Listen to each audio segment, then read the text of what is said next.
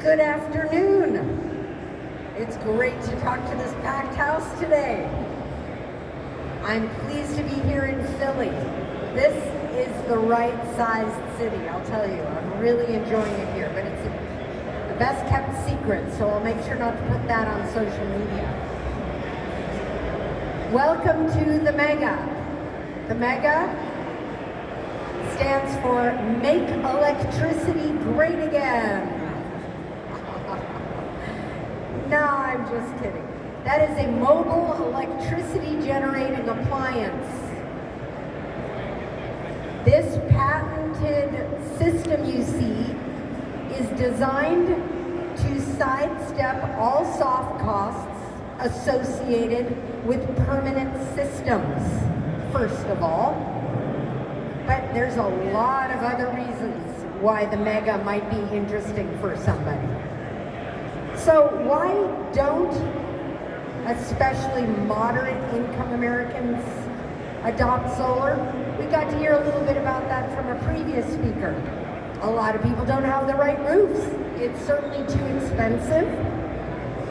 Folks want to be able to move, right? If you put that thing on your roof, that's it. You're not taking it off. And what happens to your homeowner's insurance? Whoop-de-doo. What about your HOA? What about your setback restrictions?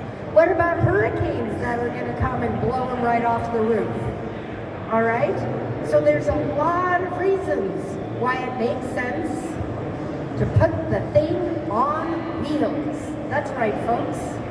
The Mega can wheel in and out of a regular garage, and it's easier to set up, it's easier to maintain, it's easier to clean, it's easier to upgrade, it's easier to protect than any permanent system on your roof. Now, not very many small businesses or commercial entities can afford a ground mount field outside either. So really, we're talking about rooftop versus what you're seeing here. Now, a 57-year-old weakling like me can push that thing by herself. These wheels come on and off of that structure. It has alternative anchors that we will look at afterwards. But as you can see, the side panels pivot down for both transportation as well as moving it in and out of a shelter.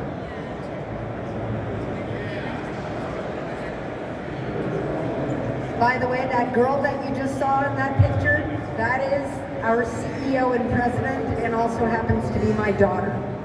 She's getting her mechanical engineering degree at UC Berkeley as we speak, and when she flips her tassel, she's coming back and taking my job. And I get to go off and write some blue-haired poetry. I don't know what I'm going to do when that happens. But as you can see, you can run it around with a Nissan Leaf. It's heavy enough to withstand serious hurricane winds, but it's light enough for you to go ahead and be able to push. So what are the accessories? What are the secret sauce about the Mega? First of all, you have alternative wheels that go on and off of the system. You also have the potential to do a ground mount anchor in your asphalt, which then allows it to become 135-mile-an-hour windproof with signed and sealed structural drawings from a renowned engineer. People don't believe it. I don't know how many of you out there ever thought it was possible, but you can generate electricity by means of a plug. I know we all think that they do some sort of magic there on your roof and some magic special wire comes down and suddenly now it works, but that's not the case. If you have a 240 volt split phase 40 amp dedicated circuit, there is no danger in plugging in a system that has 1741 UL listed automatic anti-islanding. I have received generous grants for us to validate this fact, and we're still waiting for the powers that be to tell us the danger of this approach. Except the danger to the bottom line of our utilities. That's a fact. So let's talk about the differentiators again. There are various ways that you can generate electricity, and there are various components that make it interesting or not. All right? As you can see, we probably have the closest to a fossil fuel generator because it's portable. It's not necessarily powerful, but it is plug-in, right? But is it grid tied? The answer is no. Would you ever buy a generator on fossil fuels, plug it in, and keep buying, I don't know, gasoline or diesel to run that thing? No. You want sustainability. So ours is the only one that fulfills all of those requirements. Portable, sustainable, withholding hurricanes, especially with those ground-mounted anchors, etc. And what you're asking yourself is, how expensive is it?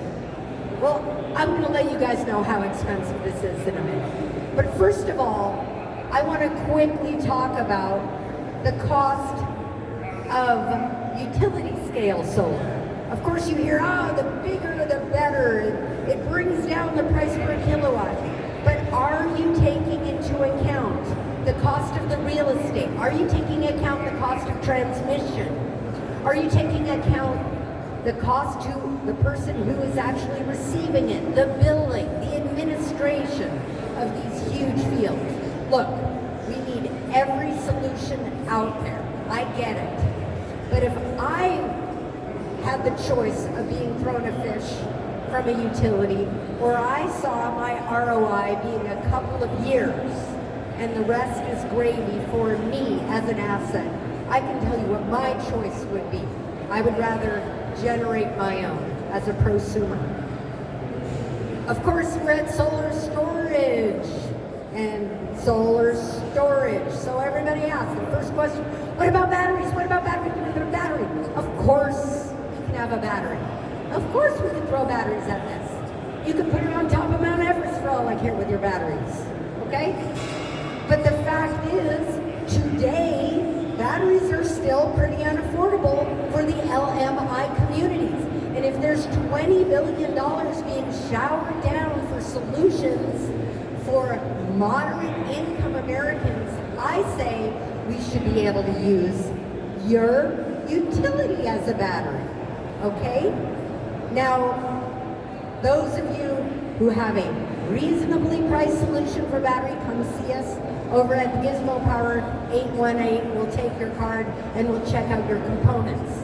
But in the meantime, what you're seeing here is a Solarc with battery, and we call this the Fiona. Anybody can figure out why? You guys know Shrek's princess, right? By day, one way, a princess. By night, eventually, this system turns into an ogre. When you don't have enough kilowatts, that's it. You're not charging your car or your home anymore. And boy, does that thing turn out great results for kilowatt generation. Now, this is not a new idea, folks. Actually, the Department of Energy earmarked $25 million back in 2012 to ask the world to create a plug-and-play solar solution. There were two recipients of this grant, the Freedom Systems Center and the Fraunhofer Institute, and they very happily used up that $25 million, but they forgot to take it off the roof. There is a problem with plug-in on the roof, isn't there? So I guess they had to wait another 10 years for the mega to come along. But honestly, Europe already has standards for plug-in solar. Granted, theirs is only up to 800 watts, but there is legal statute and codes and standards for plug-in solar in Europe. How come not here in America? Well, the DOE is helping us answer that question. Now, how come nobody else is doing what we're doing? Well, let's see. What else is out there? We've got plenty of powerful solutions, but they're not portable, right? Like a regular ground-mounted carport, vanilla flavored, hardwired, permits, contractors, setbacks. Do you own your home? Okay, we got that. Then we got our little nice click here, buy it now, 1 kilowatt, 1.5 kilowatt, a couple of $1,000 can charge your wonderful, you know, this and that. But that's not powerful. It's a pretty anemic system.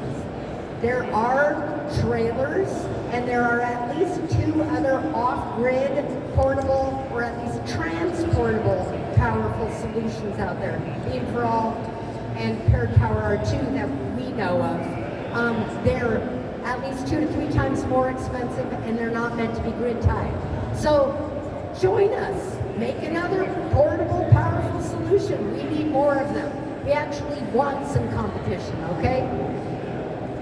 Unbelievable how much support we've gotten. This is only a little bit of it, but we have not up till now taken any venture capital.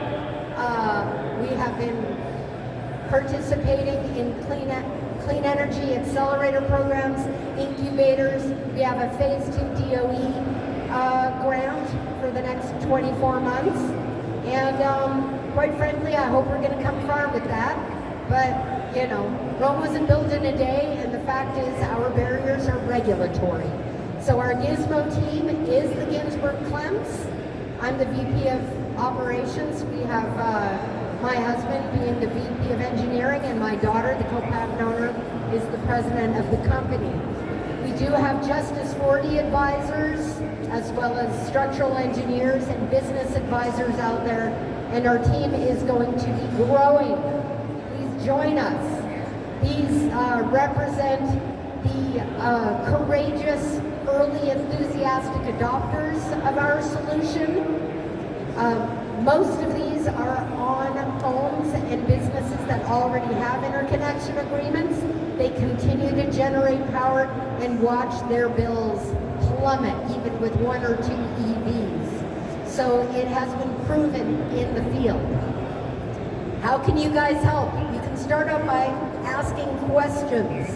Give us some slack. Give us some pushback. Let's hear your problem that you have with this portable, powerful plug-in solution. And when you can't think of any more, then join us. How's that?